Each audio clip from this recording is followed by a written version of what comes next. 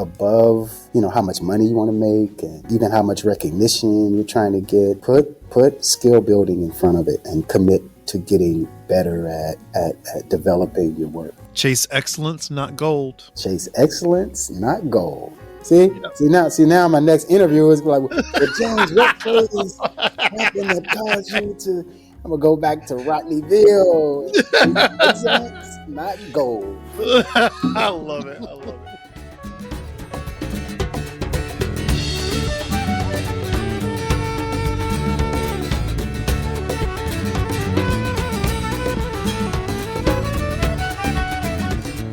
Hello, everyone. I'm Rodney Veal, the host of Rodneyville's Inspired by podcast, and I'm super excited today because I get to fanboy out and have a conversation with one of my favorite artists in the community and perhaps the world, James Pate, who is the co-owner of James Pate Black Palette Gallery in Dayton, Ohio. But he is an extraordinary artist who's operating on a level that just goes beyond, and I'm just so excited to have this conversation with him, to get to share his life story and his technical prowess, even though this is our audio recording. I mean, we're going to talk about a lot of things, but he is just truly an inspirational, amazing man. So, James, welcome to the podcast. Well, thank you, Rodney. I'm glad to be here and, glad to have a conversation with you. And I'll try to be as insightful as possible and of course receive, your awesome energy that'll help usher this conversation on along. So yeah, thanks for that complimentary introduction.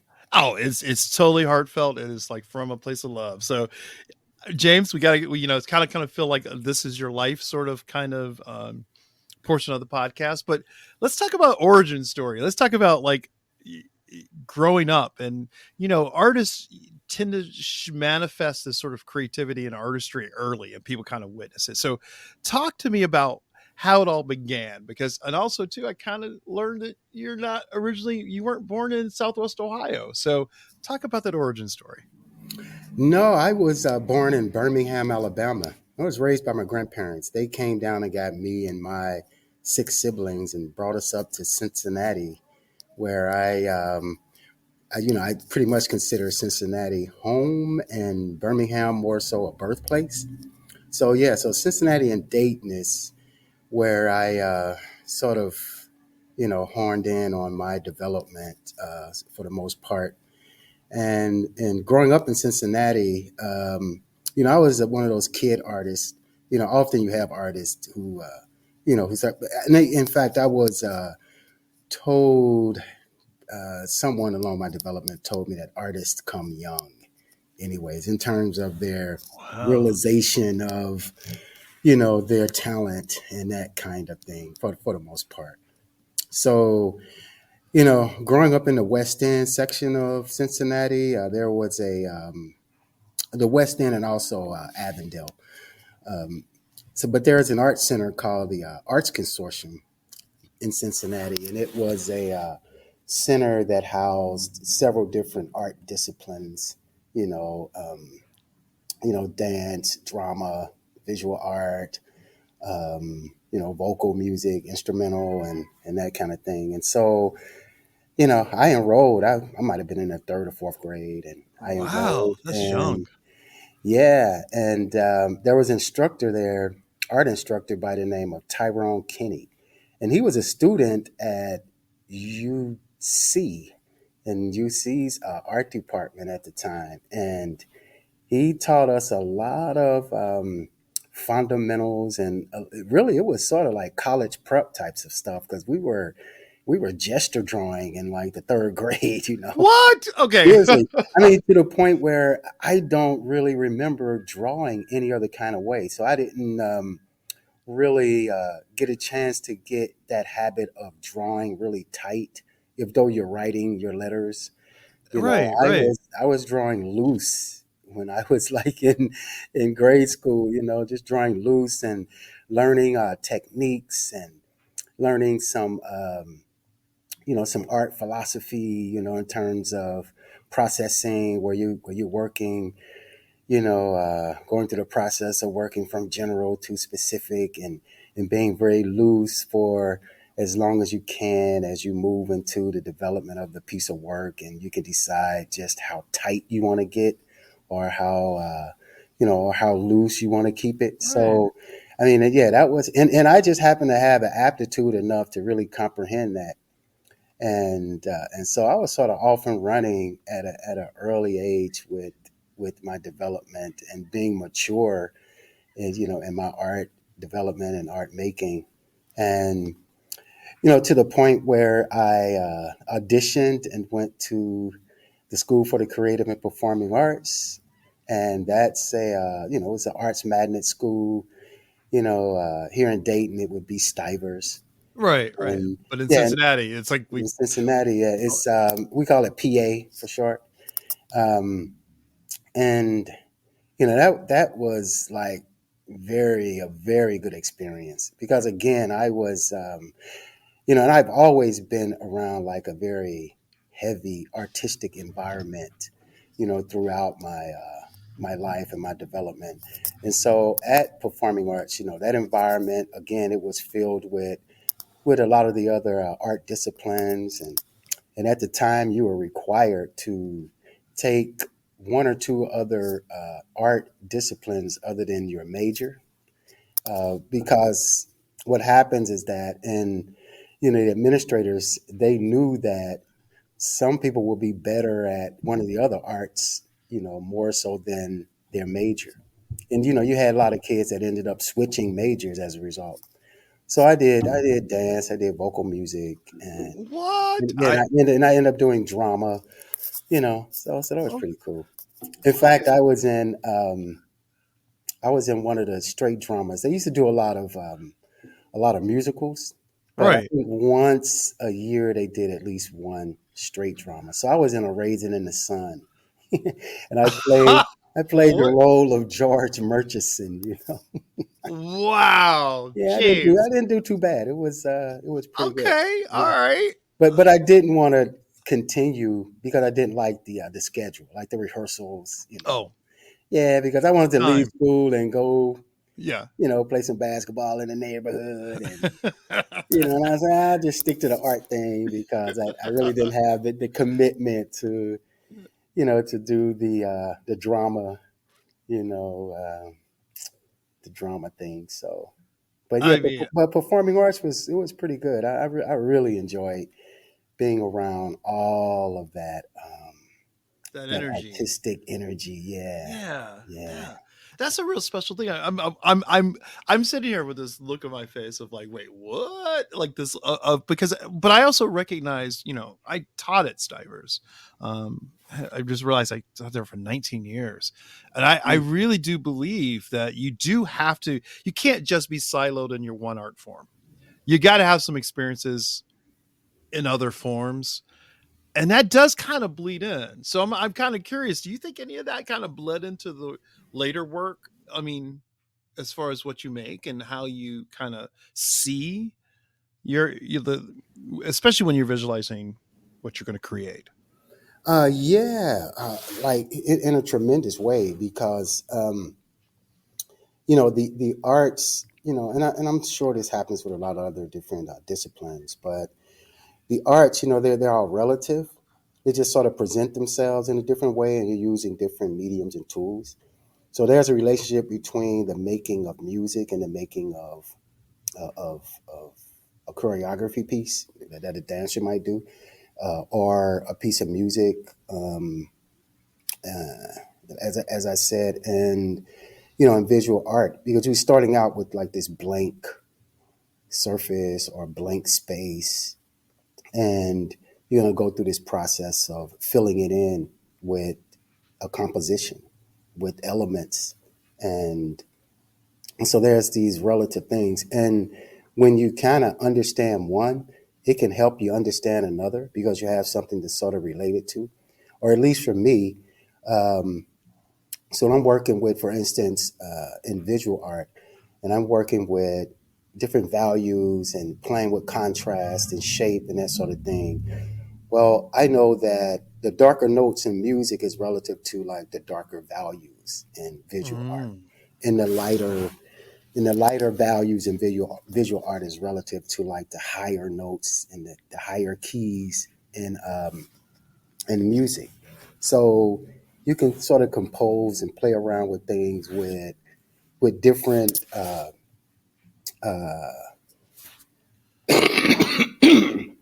excuse me, with different um, disciplines in mind.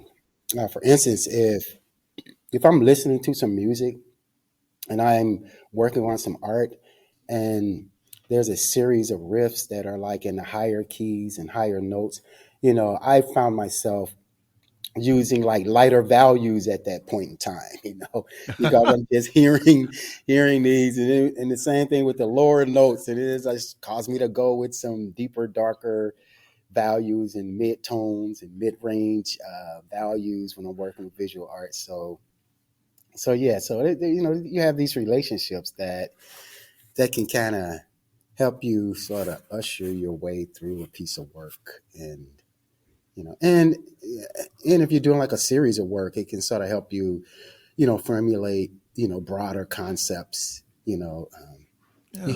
hear a lot about artists piggybacking off of the different arts. You've yeah, you have musicians that might see a painting and it may inspire them to do something, and vice versa.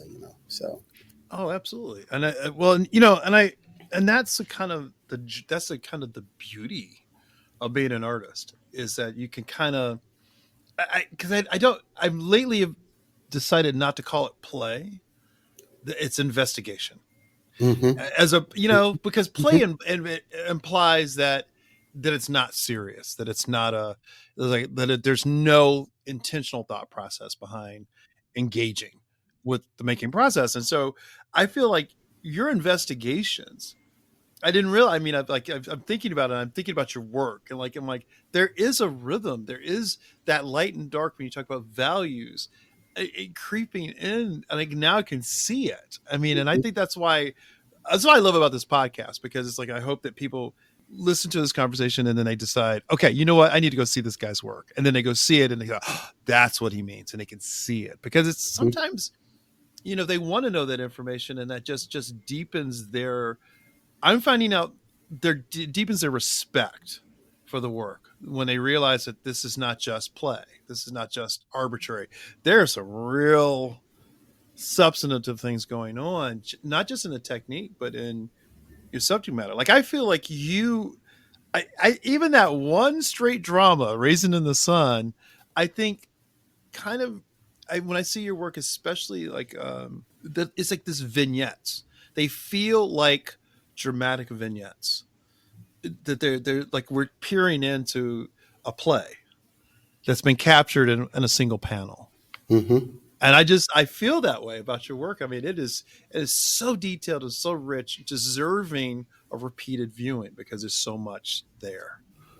right. Well, something in relation to that, Bing Davis, Mm, the great Bing Davis. yeah, absolutely. Uh, We all bow down. you know, he sort of made me aware that I was telling stories, and I'm a Really, storyteller visually, but I never really thought of myself as that. You know, I really. just I just thought of myself as wanting to communicate a point, and in that and within that, I would do all the things necessary in order to convey the point or to illustrate the point. Um, and so I would just use whatever came to mind that I thought would make that the most effective, and in some ways provide some clarity about what the thought is and what I'm trying to communicate. But it turns out that um, after he raised my awareness of that, and I thought, well, maybe that's what I am doing. I'm storytelling, um, but it's visually. So you don't often think in terms of storytelling when you Right. think about visual art, unless it's something that's like illustrated in a book, and you have Hmm. words to complement, what you're doing. But visual art, yeah, and ever since that point, and this is fairly recent, like about 5 years or so ago. And so ever Wow. since that Really? So point, this conversation just kind of okay. yeah. Yeah, and ever since that point, it's sort of like my awareness has been raised to where now when I revisited art that I've admired over the years and some of the artists that I've sort of just sort of looked at their work. It's like, oh wow, so Jacob Lawrence, he's that's storytelling. He's telling his story, and Hmm. and I'm looking at Romare Bearden, and I'm just like, okay, because before then it was just man, look at that composition. Look at that arrangement of what he did with that. Look at these values and colors and Hmm. and XYZ and wow, look at those decisions that he made to insert this or that image and so you just all geeked out on a lot of this sort of technical sort of academic stuff, but you're in tune to the vibe and the spirit of it. But I just didn't think of it in terms of storytelling, but it was right there in front of my face. Right. And that I well, I find it what I love about what I find out always interesting, and I mean, we've been at this podcast for a while, that a lot of times the artists that I've talked to, and it doesn't matter what the discipline is, and even beyond visual arts, that there's always some sort of person. I'm gonna put it in air quotes, mentor or person that you respect and admire, who kind of looks at your work and goes, you're really doing this, and it's like a light bulb moment that triggers them to go get it kind of gets them so jazzed up that they just it's like you just turned on the engine, you just revved the engine for them, Hmm. and they're off to the races. Did that happen? Is that what? Because if you get it from Papa Bing, that's enough to fuel you for at least 20 years, as far as I'm concerned. um Yeah, and see, I met Bing early on, yeah. in my career and in my life, as well. I mean, I was still in Cincinnati and I was in middle school and that age range Wow. at the School for the Creative and Performing Arts. And we visited it being at Miami of Ohio University. And he had this lasting impression on me. I mean, it never left. And I just met him just at one time. But I ended up reaching back out to him when I was graduating from high school because, like I said, he just never left, my thinking and my thoughts about Right. the person. It was the personality. I hadn't seen a lot of his work. I might have, saw some of his work at that time, but it was his character and his personality that stuck with me, that caused me to reach out to him, and inquire about going to school at Central State University, where he, became chair of the art department out there. Um, so yeah, so Bing, and then learning about artists like Charles White. And Yes. these are like some African American, mastered artists, um, and it's just sort of helped you um, develop your identity as an artist. Mm, yeah. Yeah. You sort of decide, how you want to go about being an artist. And so for me, it was like, hey, man, I think I'm just going to pile up skill, as much skill as I can, just academic skill primarily at that time, and just learn, how to process. And intuitively, I knew that I'll be able to express my points of views after I live some life. But in the meantime, I'm just going to get skilled as possible. And Wow. and That and, that, and that that's is mature. That is yeah, very. I mean, that's yeah, not always how some artists like kind of approach this. I mean, that's yeah. I wow. didn't care about making statements or being sharing any kind of political views about this or that, the third. It was just I just want to be good at processing art. I don't care if it's a still life or if it's a landscape or it's something figurative. It just didn't matter. I just wanted to be able to execute that and duplicate it and then experiment with it and alter it. Mm. You know, um, and then you go on to continue learning about just approaches, whether it would be something more freestyle or something more planned out and designed, um, or if it would be a combination, of the two. So I was sort of locked in on that kind of stuff. And lo and behold, once I did develop my points of views, and I just started using those skills to communicate, my thoughts and perspective about things. Oh wow! I mean, I love the fact that when you talk about this, like honing in, because I was talking to Amy Deal, and she kind of talked about that. This notion of her upbringing. She grew up in a part of Ohio where there were potato farms, and she just stayed out in the woods all day, all the time, just taking it in. Wow. And that was her kind of way of kind of. And so when you see her work now, you go, "Oh, this is why you have this affinity towards nature. This is why you have this." You know what I'm saying? Like that sometimes the environment, and which is really interesting. But in your case, it's not the environment. It's like hunkering down on technical skill, which is so evident in your work. I mean, I that's why I bow down and am in awe. I mean, not just in your technical skill, it's the scale in which you work. Mm-hmm. That is, brother man, I am here to tell you, there's no one like you. It's exciting. There's an energy and there's an excitement to that because what was the moment when the technical still once you when you felt like I got the technical skills down, now I'm gonna start like kind of like Miles Davis was very formal until he wasn't formal. Mm-hmm. When was that? What was the moment when that happened for you? I'm kind of curious. Right. It was a moment when I was sort of challenged to create a series of works because it was, the notion out there was if you can't do a consistent body of work, then you're not stable as an artist. Because you're jumping around too much. Because I would just like to just experiment and just play around, and I wasn't that interested in doing the same exact thing every day, or the same subject matter every day. Mm, And so I was challenged to to produce like a consistent body of work. And it really wasn't a challenge. It was just a challenge from the other parties. But for me, it's like, oh, well, that's not a big deal to me. I could produce a series of work that has a common theme and sort of like a right, right. motif of stuff happening in it with symbolism and so on and so forth.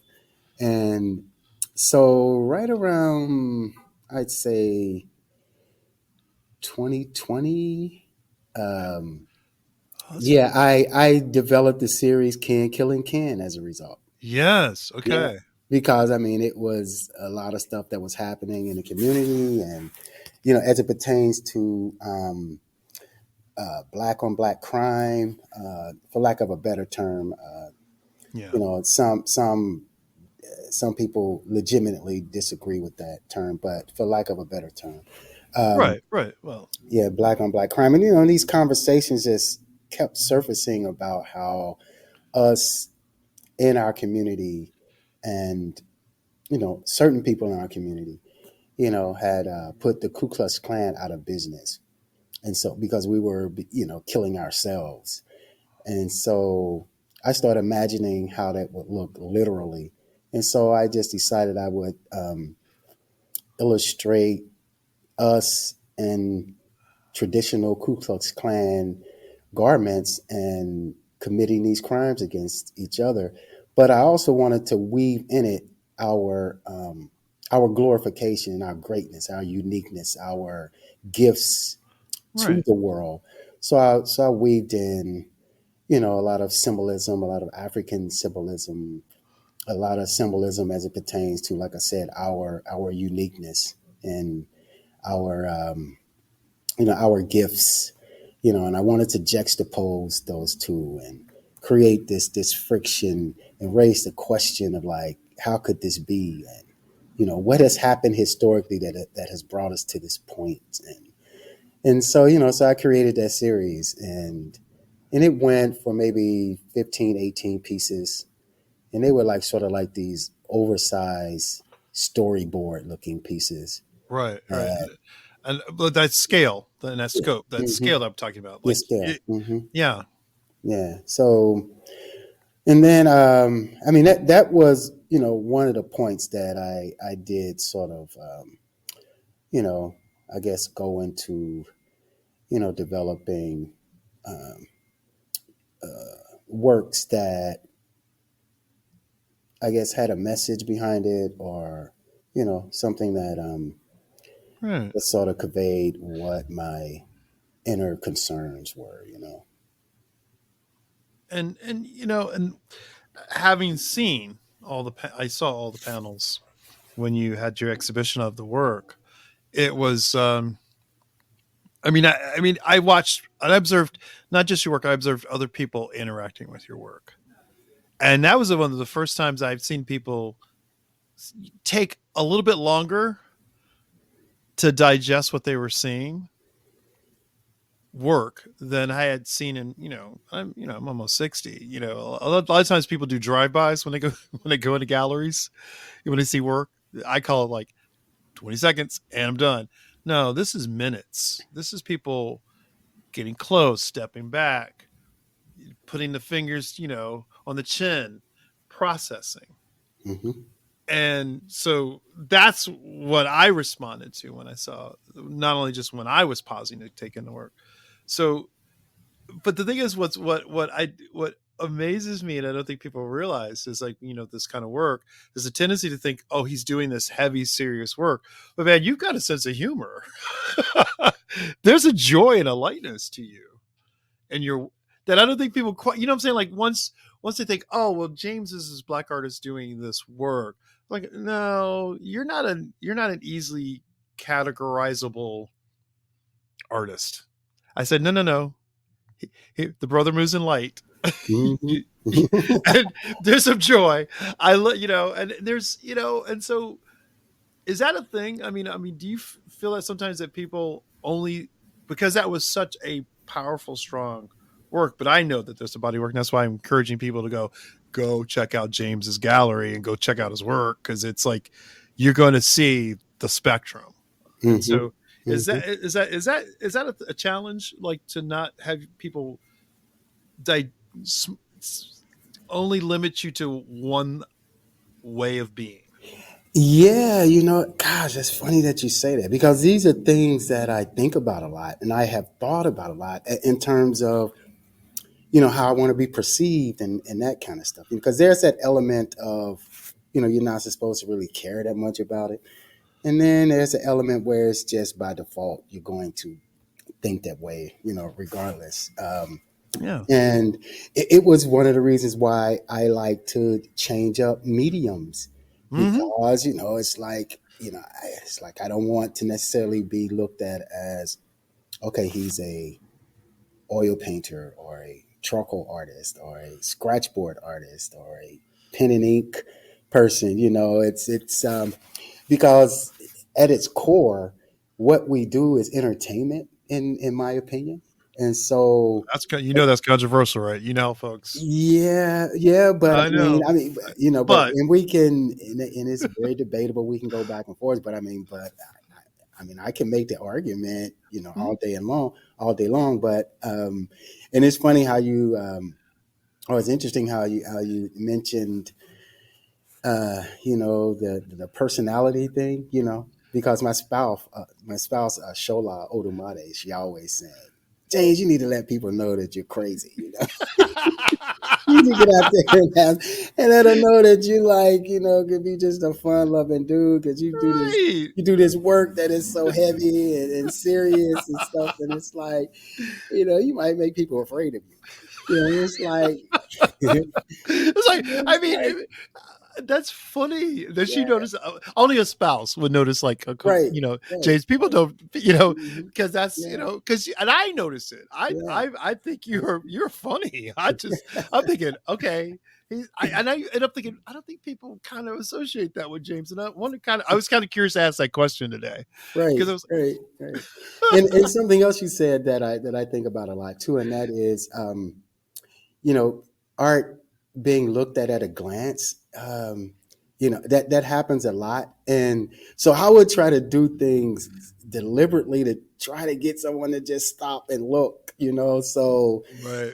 because we walk past art a lot, and viewers.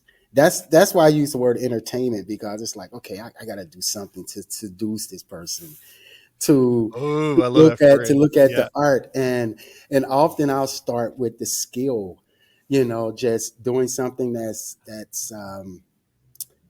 highly skilled, to where that could be the attractor, and Mhm. then you get in and you can sort of look at these things and what's happening within it. It's sort of like, we talked about the other arts disciplines. So in music, it's like you do a piece of music that's just the instrumental part of it is seductive, and then next thing you know, these lyrics and the melody of the lyrics is what really end up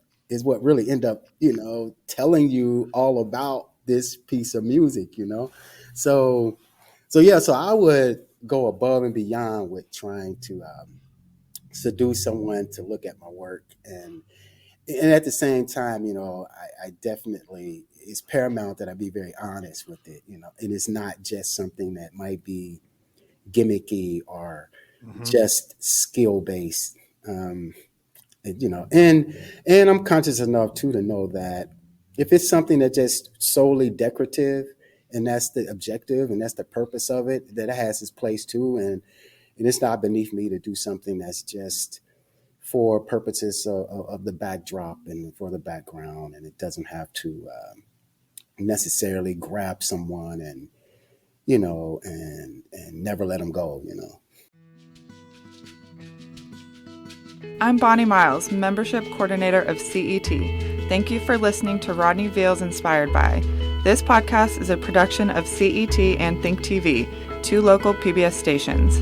As PBS stations, the work we do online, on air, and in the community is supported by listeners like you.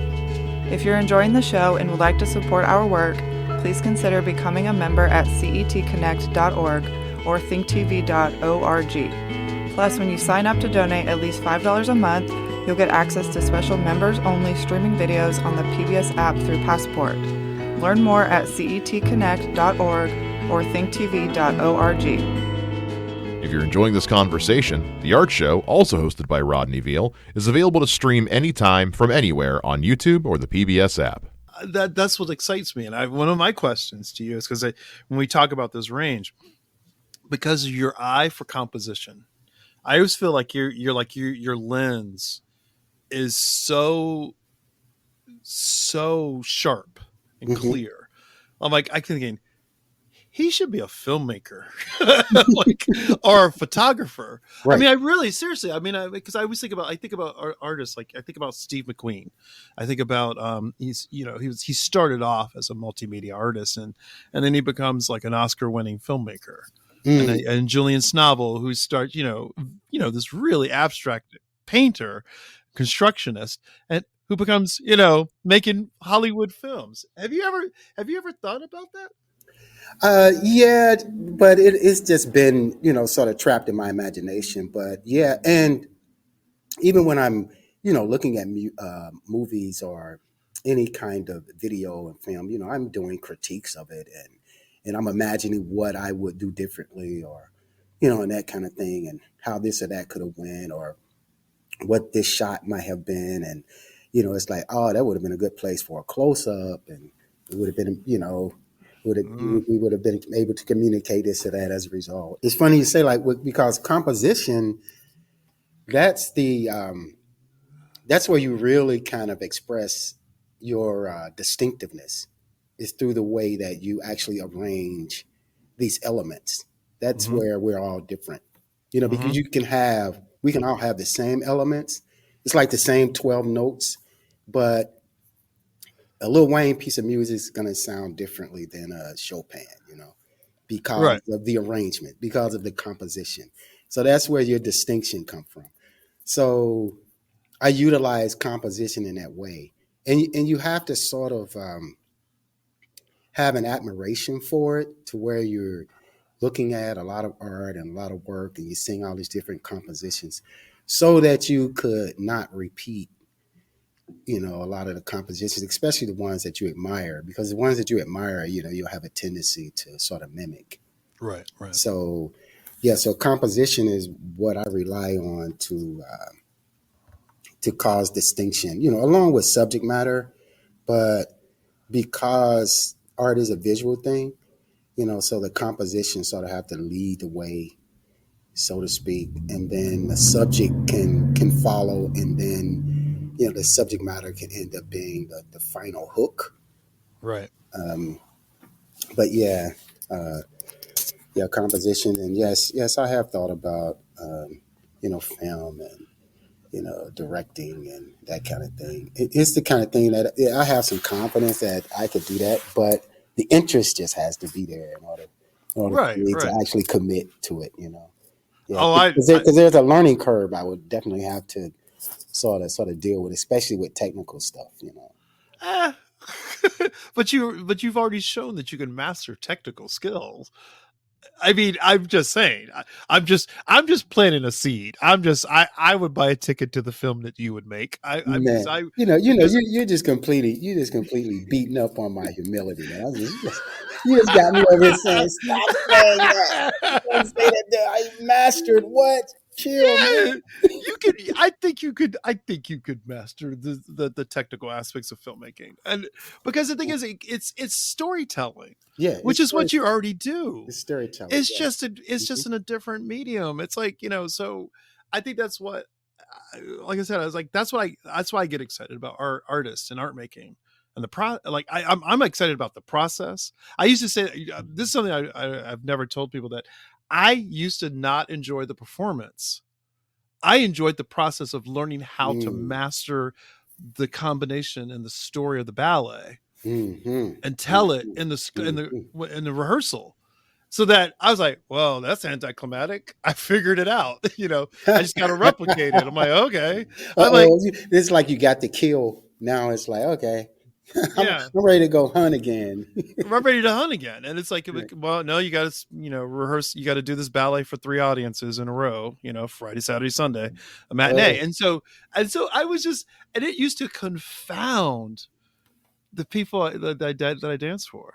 They didn't understand that I was like, I wanted to understand what the motivation of the prince was. Why could he see the difference between hmm, one these two characters, right. in Swan Lake? I just was like, they were like, would you quit being intellectualizing this ballet? I said, well, oh my God. I mean, don't you, doesn't that make it believable? And so I always think about that, in Hmm, terms of art hmm. making.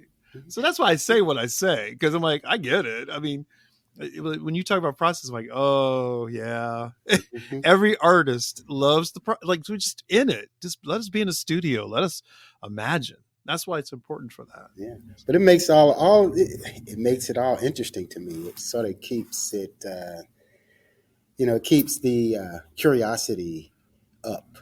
The curiosity levels, they sort of stay up for me because of all these different things that you're talking about that's involved with making the art, and making the art, and thinking about your audience, thinking about how it's going to be perceived, and in some cases, controlling how to be perceived based on what you do to it, and getting that feedback. Because I just love it when I get the feedback from people that say stuff and make comments about what I was intending them to make the comment about, or what I was intending them to walk away with it from. It's like, oh, okay. So it's like, oh, okay, that worked what I was thinking about. And then, of course, they'll say things that you just totally didn't see coming. And it's like, I really love that interaction. I've had people look at my work, and and I've retitled the work because they titled it something that was a better title than what I placed on it. And it's like, oh, do you mind if I name that work that now? I know, Yeah. because I am notorious for that. I'm like, that's a great title. That's a great Right. title. Oh, I do that. Yeah. I'm really good for that. How do you? Because I know you've done mural work, and I think people need to understand that you've also done murals.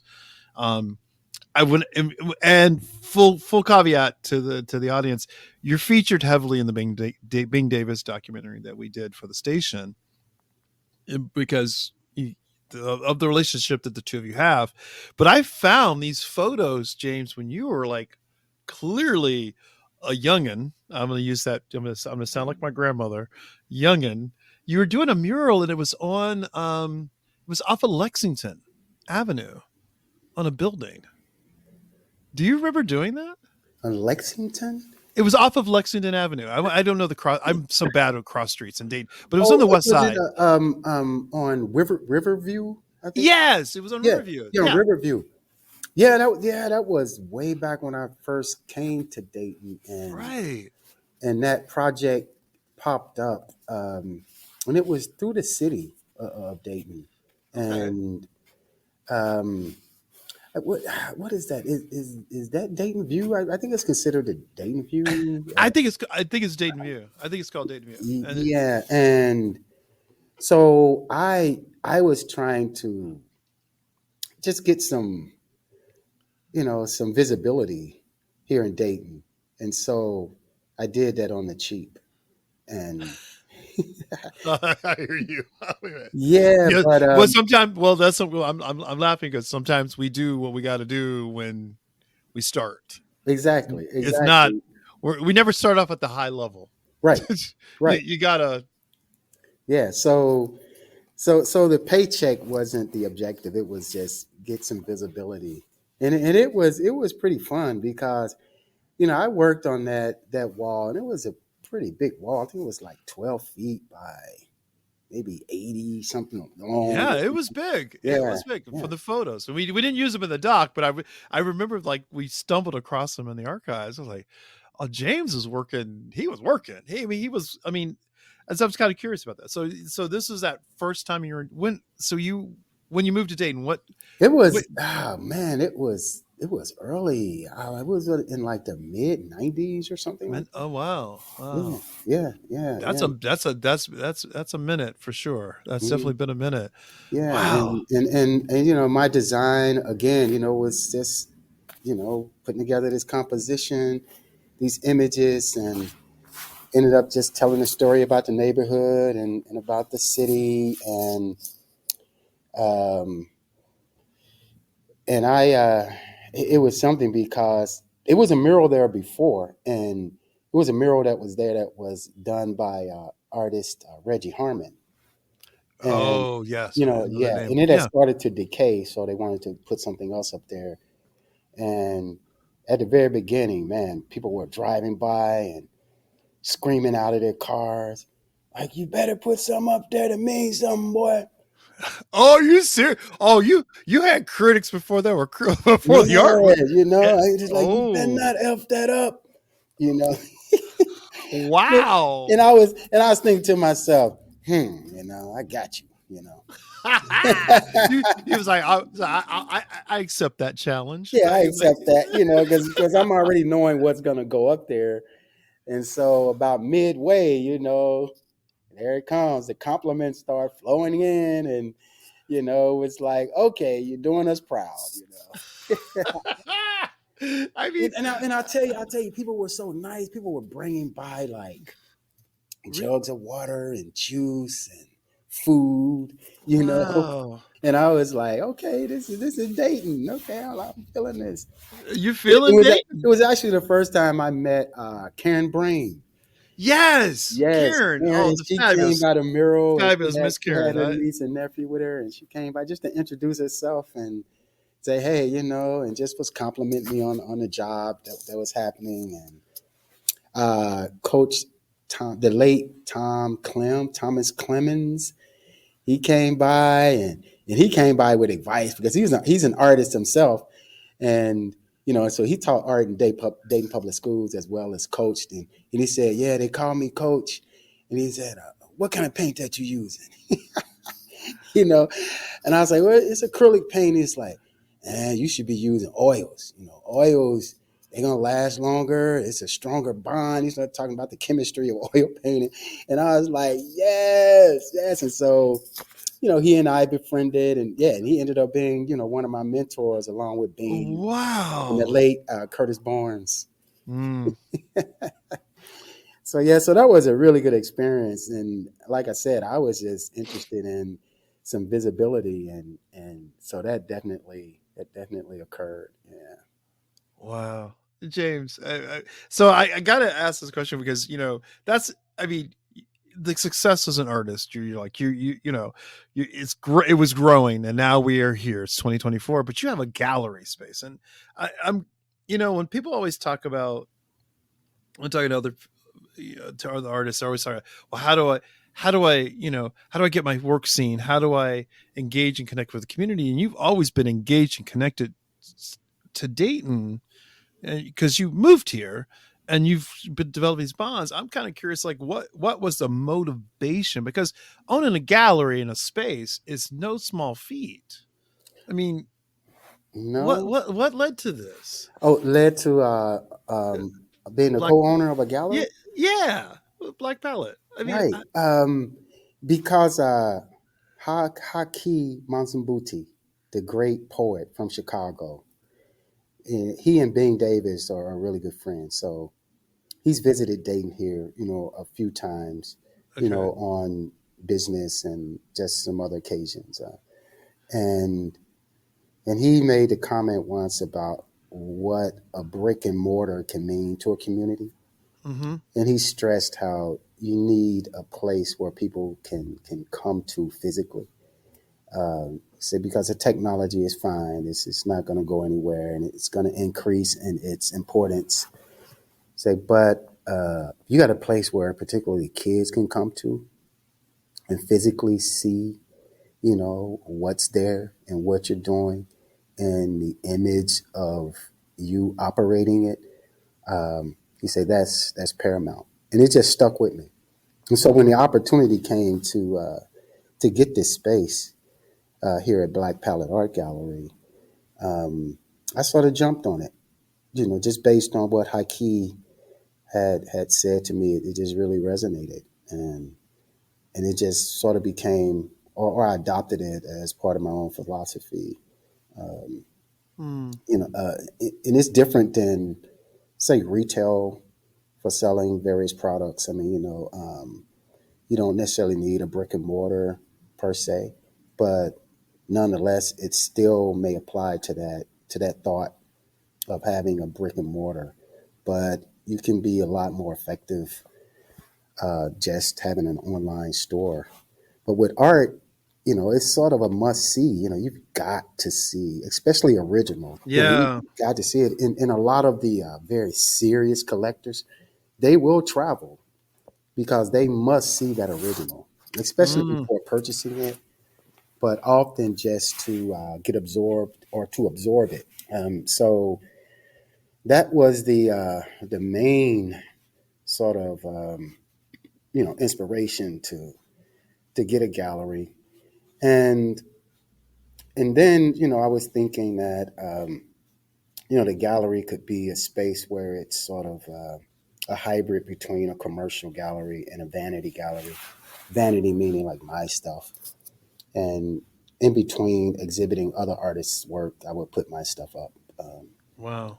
And we also wanted to have a space that's just large enough and just small enough where you could do solo exhibitions. Because galleries, especially commercial galleries, don't typically like to do solo exhibitions. Mm-hmm. And so we decided we would make that like a niche to have solo exhibitions as much as possible.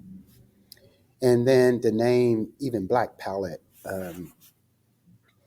it's a name that has the ethnicity attached to it, and we embrace that. But we decided, and this is me and Shola. she's the one that named it Black Palette Art Gallery, and Wow. and what's behind it is this idea of the anti-starving artist. Um, cliche that's been out there for years. Way too long. So Way too long. That's a right, trope. It's a yeah. trope I can't stand. And So so the term black is it's really coming from the business term, the economic term. So when a business is in the black, it's showing a profit, mm, as opposed to being in the red, which means that you're more in debt. So mm, so yeah, so black palette, and we also wanted to recognize um, the achievement of black people in this country as it pertains to economics and business, mm, given that um, since we arrived on these shores, we put this country in the black, so to speak, as enslaved people. as You know, yeah, yeah. yeah, Oh. and it's factual, of course. And then when you fast forward and just over the years from all of the Yeah. contributions we made, we made a lot of people a lot of money. So we put a lot of companies in the black. Everything ranging from when they start recording us, Mm-hmm. jazz and blues, Miles Davis and Columbia Records. Mm-hmm. you, I mean, Absolutely. you name it. Michael Jordan Yeah. and Aretha Nike, Aretha Franklin, Atlantic Records. I mean, Aretha yeah. Franklin, Atlanta Records. So Yeah. so just wanted to recognize the economic impact that Black people have had in this country from just putting these companies in the black. So that's where you get Black Palette Art Gallery, the term. Wow. Yeah. See, and that's the thing, James. I mean, it's like it goes to, like I said, it's more than, and that's why it's like I am so strongly telling people y'all need to. It's Black Palette Gallery is on West Third Street in Dayton, and I know there are people that the podcast goes out around the country. If you ever come to Dayton, Ohio, put that on your list. Go see the gallery space because and there's a lot of other gallery spaces in art. This is a really art centric space community, but I really strongly suggest because you're gonna get more than what you realize if you go to the art. Yeah, I'm glad You you know? said it because Yeah, it's yeah. making me think about what Sholab would want me to say, and that is, the space is a rental space as well. So we have like a little stage in the gallery, and that sort of makes it unique as a gallery, as a full gallery. So yeah, so it's a rental space for relatively small events, and we've had quite a few of them. And there's always art on the wall, so we have that extra, that sort of added layer Mm. of entertainment, and it increases our viewership, and that kind of thing. So, and again, there's that word entertainment that That people some will debate. I know that I swear that you can't. And the thing is, I've been in. I mean, one of the things I loved because I remember when Scott Jones premiered his music compositions in your space. That was the most, I was a part of the process, and to hear how he had composed a piece of music that kind of captured the essence of me, and it felt so good and right. That, You know, that was crazy. that was crazy. That was like I just was so moved, and so it was not just because it was me. It was just the fact that it was this broad spectrum of people that he had interviewed to get their story and their essence, and it came through. And you guys hosted that, and I'm so grateful because man, the community showed up. The community showed up. It was packed. All those chairs just sort of packed the place. That energy was incredible. It was a coming together of the arts. Um, Yeah. and I'll tell you, I talked to Michael Wade, who was one of the musicians afterwards, and he said, I don't know how Scott done that. That was a lot of music he wrote. This was all original composition. Original compositions, and it wasn't just one. It was like what? It was a lot of people that he. Yeah, a lot of musicians that he wrote, parts for, musical parts for. That was just like, and Mike, he just brought it to my attention. And he's a Cincinnati trumpeter that has national recognition, Mm-hmm. And he said that was a lot of music he wrote. And it made me think about my own art production. Again, just relating Mm-hmm. these Absolutely. arts. And it was like, I was like, yeah, that was a lot of notes and a lot of different variations of music and the insertion of different styles and eras of music. Yeah. I was like, man, he's got to be taking a big breather after this. But he isn't, because he's jumping right back into the composition game again. Woo. You know, Well, good but for him. You do what I, you need to do. right. I mean, but I mean, I'm sure you're not resting. I mean, I know you. Don't act like, James, that you're not still working. Yeah, You are, yeah. because it's what we do. It's what Right. we do. It's like, and I'm so glad we're having this conversation, because I feel like, and this is my last question, and I always ask this to guests, because I'm hoping that people share this Mm-hmm. with other people. What's a piece of advice or an idea that you want to parlay to folks about the creative process and and inspiration to create? Because there are a lot of people who want to do this, what we do. Mm-hmm. So what would be your advice to them? We'll go back to that commitment to building skill and just making sure that you're at some level of proficiency from a skill standpoint, because it's just flat out a requirement to be, um, and commitment. So, and a lot of this stuff is very common when you hear answers to questions like that. The commitment, because it's sort of like, you have to physically work in order to make discoveries, as opposed to it just being something that's in your imagination and you're not physically putting in the time to work with it. Because again, that's when you will learn about yourself the most and you will make discoveries. You'll discover another technique. You're going to just by default, you're going to end up thinking of some other way to just simply hold a paintbrush to just get a certain stroke or something. It's just that things just happen when it's sort of like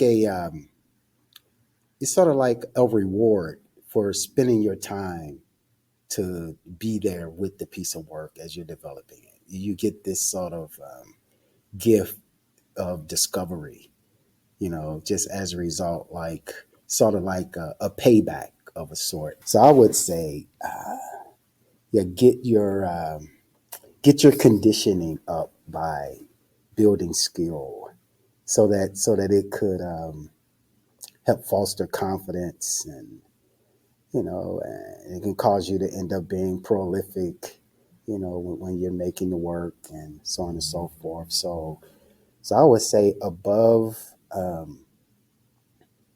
much money you want to make, and or even how much recognition you're trying to get, put skill building in front of it and commit to getting better at developing your work.